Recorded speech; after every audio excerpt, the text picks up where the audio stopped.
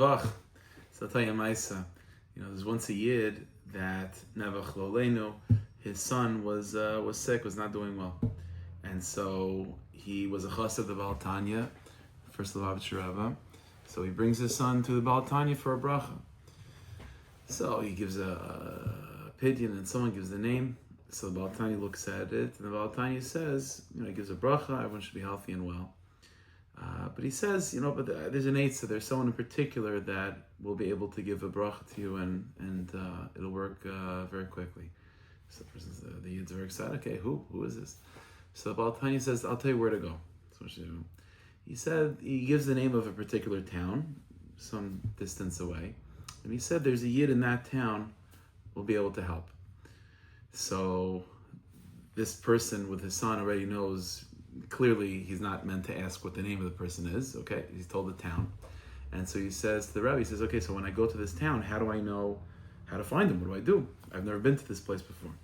So Baal Tanya says, it's not a problem. You'll go into the city, you go into the town, and you'll notice, sort of when you first enter into the area to the right, you'll see like mountains and hills, and you'll notice, you'll see, it'll be noticeable. There's a particular house, a large house on top of one of those hills. Go stay by that Yid. Go stay by that Yid. Okay. Then the person asked about Tanya, and so what should I do when I'm there? So Tanya said, just hang out in the shuk, hang out in the marketplace, just take in the sights. Okay, that's what he does.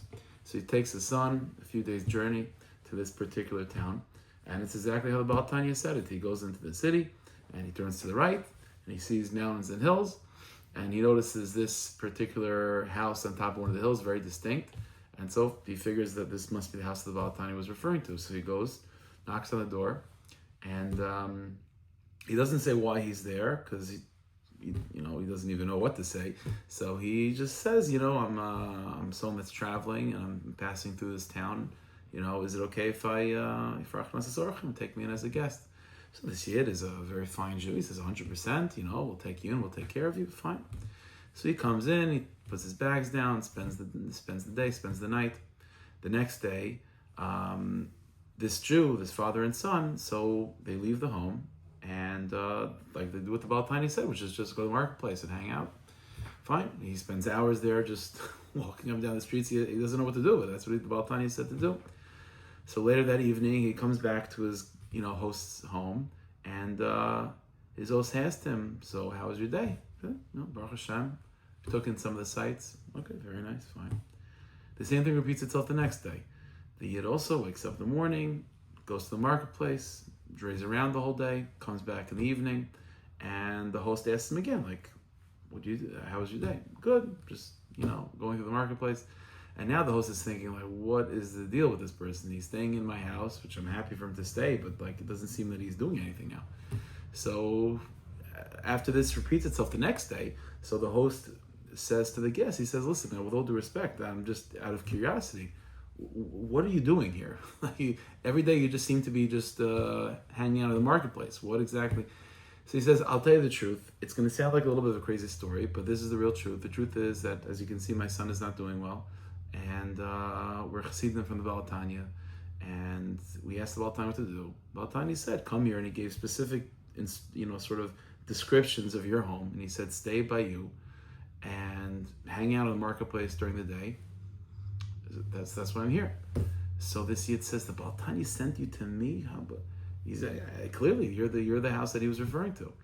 So the person says, it makes sense based on the description that you said from the Baal Tanya, but I'm not a Rebbe, I have Poel Yeshua, how am I supposed to bring you? I don't know.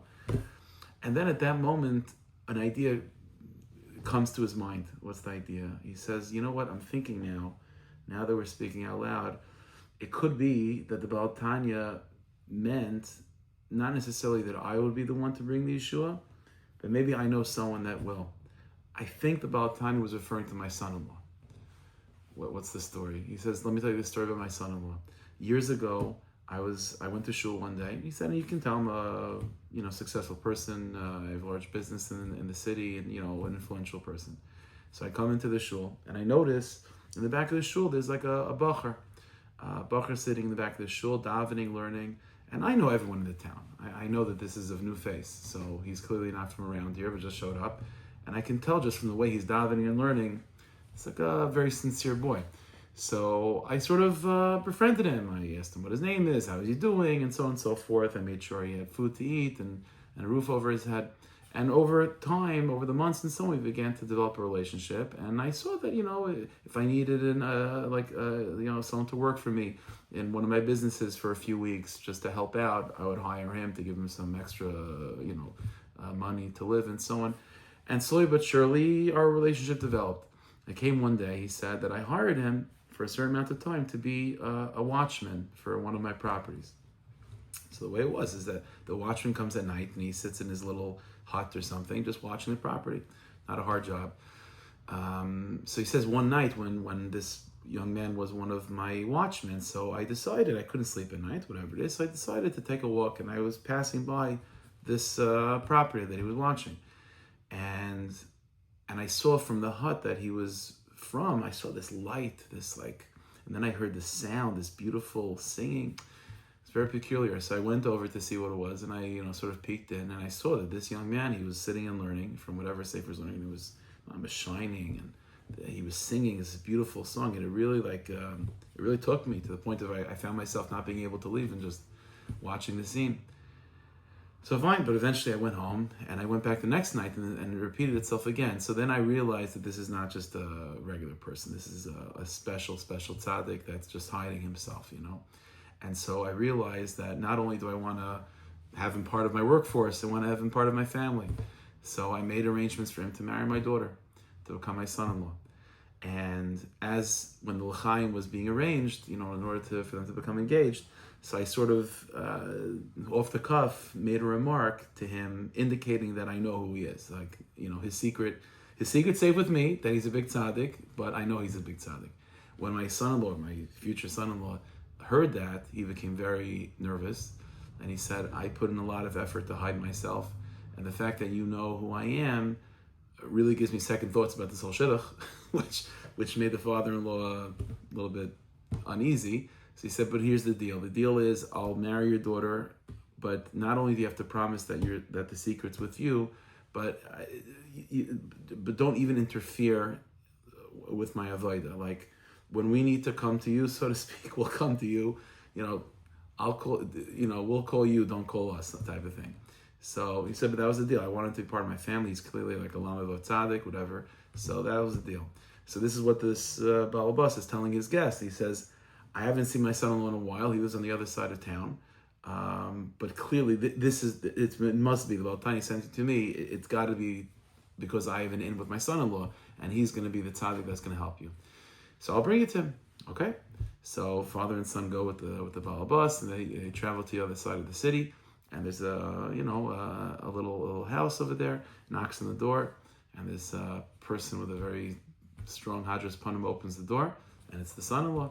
So the son-in-law says, he sort of with his eyes say, like, I thought the deal is we come to you, not you to me, but okay. So the father-in-law says, whatever his name was, Yankel, whatever it is, this is a guest of mine, his son, and Nebuch, the Baal Tanya. He gives him the whole story, and he says, but maybe you could help out. So the son-in-law brings him in, they sit down, and the person says over the Maisa, and the son-in-law sits back and he says, I'll give you a bracha that your son should be, refuah shleima, should be healthy and happy and good till 120. But he says, but the one thing I can't get over right now. And the person says, what is it? He says, the Baal Tanya found me even here. He found me even here. He said, I was running and hiding so well and so far. But the Tzaddik Hador, the Baal Tanya, I could run, but I couldn't hide. He was able to find me over here. And so, to me, when I hear that Maisa, what it tells me is the following lesson, is that what the Baal Tanya, who's the Tzaddik Hador, was trying to hint to that lower level Tzaddik, that son-in-law, is that the definition of a Tzaddik is not so much in terms of their lofty spiritual levels and places that they can reach in heaven, but the true definition of a Tzaddik is someone that's willing to help other Jews and to sacrifice maybe some of their own heavenly space, in order to descend and to deal with a father and son who's, who needs a refuah shlema, who needs help, and that's what the Baal Tanya was saying. So this lower tzaddik, the son-in-law, was running around trying to hide, but the tzaddik Hadar was able to find him and give him over that lesson and that message, which is, if the holiest thing in the world is to help another Jew. And that's what the Baal Tanya was teaching him, and that's what the Baal Tanya is teaching all of us. We should all be zaychataka to use all the strength that Hashem has given us, not in order for our own development, our own spiritual growth only, but also to help other Jews and to uplift them as much as possible. Hashem should bless us. We should have a week that's full of shefa, bracha, v'atzlacha, ad b'li dai, v'yis kol tzaddik, barach, v'meir, v'meinu, amen.